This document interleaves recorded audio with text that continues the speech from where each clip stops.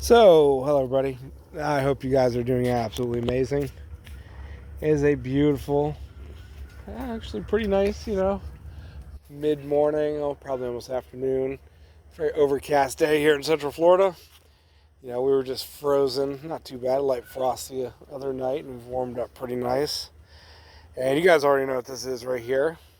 This is the Florida Special, a true yam and Dioscorea ultimate permaculture survival crop, or overall just amazing crop to grow if you want to grow your own food, which everybody should be growing their own food these days. And I actually found the original tuber for this at Walmart, of all places. They have the bins of the rotundata there, which are fairly common here in the U.S. now. And I'm looking at the roots, like, that is not a rotundata tuber. And so I brought it home. This was a few years ago. And it sprouted it and grew it. And I got this beauty. And I'll tell you what, it is the most productive yam that I grow, just for sheer amount of starch. And I mean, it's crazy. Look at all those. And this is just one trellis right here, guys. We're nearing come towards the end of January already. Wow, it's only, a week left. And this is just one trellis. And there is tons and tons of food here with zero care. Absolutely zero care. I don't even have to dig it up. But, and you can see how large he's got. Look at that. Beautiful. They are the size of your standard white potato. And you can pretty much cook them just the same. I'm harvesting these for dinner tonight while I'm out here. And I'm not going to make a video for you right now, but I'll probably make a video cooking these for you, put it up separate. I'll get around to that one of these days. But amazing. Look at that. That one's a little, cattywampus. But some of them are nice round size like that. And you literally just blanch that, boil it in water, salted water, and the skin comes right off. You can scrub it. You can eat the skin on these. It's not too bad on the smaller ones. Or just, peel it, roast it, boil it, whatever you want. They're really good roasted, just like normal potatoes. If you want to boil it, it's a bit more moist. I like them either fried or roasted. Just delicious. A little bit of butter, pepper on there, some salt. You cannot beat these guys. Absolutely delicious. Super easy to grow and just beyond productive. A little Florida Special yam, I call her here. It's in a lot of species, but amazing. So easy to grow. Zero care. I don't even have to dig up the main tubers, though if I wanted to, I am willing to bet they are pretty large, easily pushing 20, 30, 40 pounds. Maybe I'll dig those up this year. But if you want just air bulb production, air potato production, you just leave those vines, the tubers, the main tuber in the ground, and every year you just get tons and tons of these air bulbs, these air potatoes. And these will store for months. We're in January now. These won't naturally start sprouting until May, June sometimes. So you can just store it in a cool, dry place. And even if it does start sprouting a little bit, just pop the sprouts off and they'll store even longer. You can store these easily for 6 months.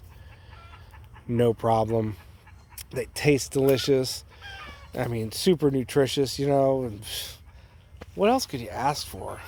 But this was probably a pretty amazing find, especially, just randomly finding it in a store. I'm not entirely sure where the original tuber came from.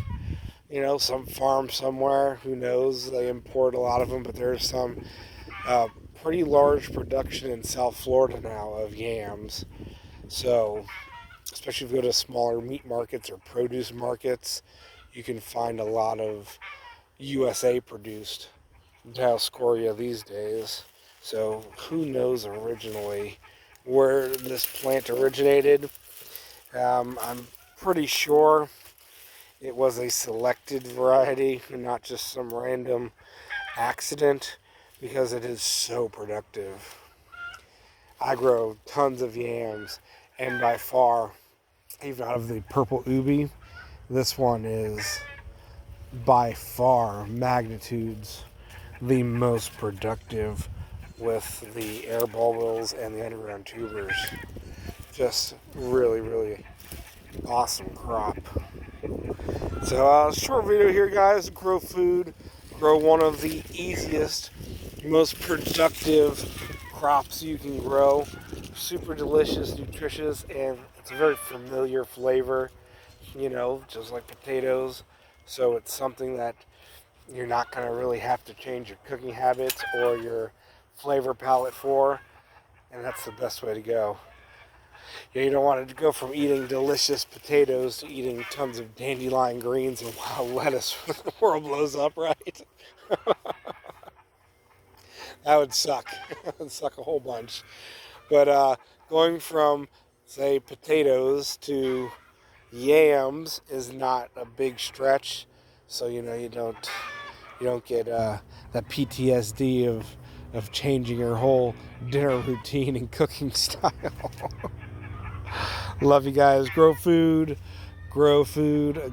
you know, not only because it's cleaner and healthier for you, you know, for mind, body, and soul, and large, you know, cars farting down the road, but it's so much better, you know. It clears your mind, and it's just amazing, guys, right? Can't beat that. Can't beat that at all. See you later. Grow that food. Love you. Grow some Florida special air potatoes. Look at that. Air bulbils, whatever you want to call them. Again, this is just one side of the trellis, and this is actually one plant. One plant, guys. Right here on this 8-foot cattle panel. Just one plant. And yeah, it's just a lot of food. I'm debating whether or not I'll dig up the mother tuber this year or not. She's been in the ground here for a couple of years, and just every year it's more productive. And whew, the tubers, the air balls just get larger and larger. They're just everywhere. And she goes over this way. In case you're wondering, it's just that spot. I will probably going to come out, not today, and harvest all of these. And they'll likely be probably about 200-300 pounds of just air bulbils over these 5 trellises that I have, each one with a plant or 2 on it. And I can just already, the ground is loaded. The vines are starting to die back. They had a light frost on them. And there's just so much food. Just so much food. And we can't eat all of these during the year. We normally feed quite a bit to the pigs. The pigs get absolute tons of these. This is what we fatten the little burrows on. That's what they're called, castrated males. We literally fatten them up every spring on yam bulbils, the coonies before we sell them, or they get they get fat off of yam bulbils. Look at all those, just beautiful, almost exactly like your store-bought potato. I don't know why I say goodbye to you guys and keep yakking, but made it this far. Look at that, beautiful size of a potato. Cook it just like a potato. Taste very, very similar to a potato, you know, depending on how you cook it. I'd say 80 to 90% exactly like your standard white russet potato. A little different, sometimes a little more moist, but you throw that in the oven and roast it, and then you eat it just like a baked potato. Some people go and even tell the difference. Beautiful. Love growing my own food. See you guys later.